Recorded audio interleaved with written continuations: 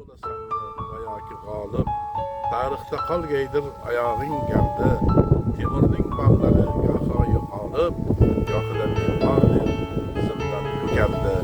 Garchi Samarqand aslida bemor, ijodining isyon shohisindadir, lekin ahli jahon aylang e'tibor, Temur bog'lari ham ahlidadir.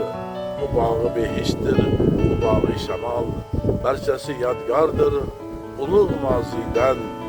Avlodlar betinib ko'kartdi nihol, bog'larni asradi yovdan osiydan.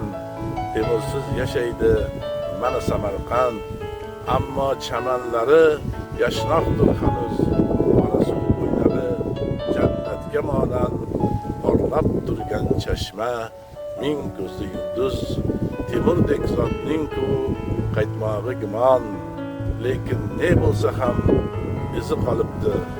Qancha chevrilmasin bu ko'hna zamon, bog'i imorati so'zi qolibdi deb. Buyuk shoirimiz Abdulla Oripov qalamiga mansub ushbu satrlar bugun Samarqandda Qorasuv massivida o'z ijobiy inosini topayotgandek nazarimda, bugun UNESCOning 80 yilligi munosabati bilan Samarqand shahrining Qorasuv massivida Amir Temur bog'i xiyoboni tashkil etilmoqda.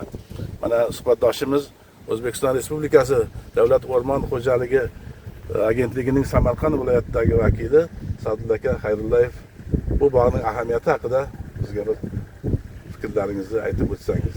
Bu bog'imizni tashkil bo'lishiga respublikamizdan tashkil etilgan mana talabimiz bo'yicha bog' tashkil etilyapti. Mana shu yerga 2,5 milliard so'm pul alohida davlatimiz tomonidan ajratildi.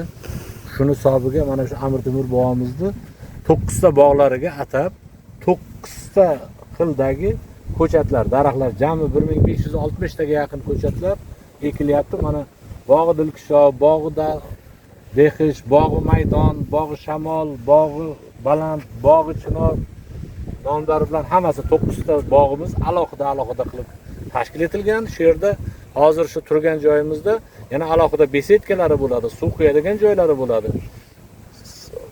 O'tiradigan o'rindiqlari bo'ladiki, yoritgichlar qo'yiladi. Mana shu Qorasuv massivimizdagi hozir mana qurilayotgan yangi domlarga aholimiz uchun kelib aylanib ketish uchun bemalol bo'ladigan yo'laklar quriladi.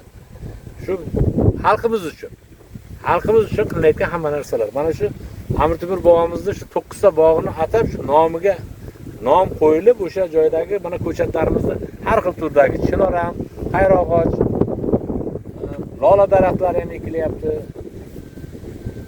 Yana qo'shimcha gullar bor atroflariga, mana atroflarni o'zingiz ko'rgan bo'lsangiz, lavanda gullari bilan keyin yana bir har xil gullarimizni qo'yib, bog' gullari ekiladi, atir gullari ekiladi. Xalqimiz kelib aylanib, kelib dam olib ketadigan bir chiroyli maskan bo'ladi.